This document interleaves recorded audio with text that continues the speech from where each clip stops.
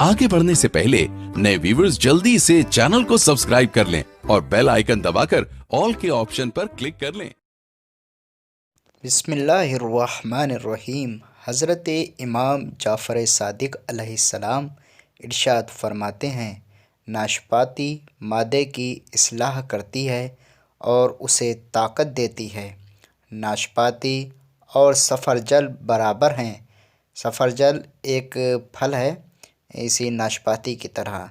उसके बाद इमाम इरशाद फरमाते हैं कि नाशपाती सैर होने के बाद और सफ़रजल खाने से पहले खाने से ज़्यादा फ़ायदा हासिल होता है।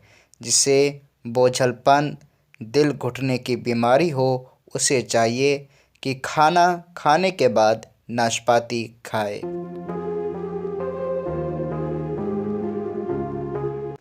हज़रत रसूल खुदा सल्लल्लाहु अलैहि वसल्लम इरशाद फरमाते हैं कि सफ़रजल खाओ, आँखों की स्याही को ख़त्म करता है, दिल में मोहब्बत के जज्बात पैदा करता है।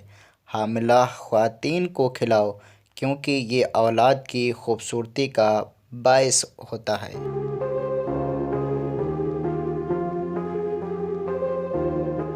हज़रत इमाम जाफ़र सादिक़ अलैहिस्सलाम इरशाद फरमाते हैं कि अनार को अंदर वाली सफ़ेद झिल्ली के साथ खाओ क्योंकि वो मादे की इस्लाह और ज़हन में इजाफ़ा करता है।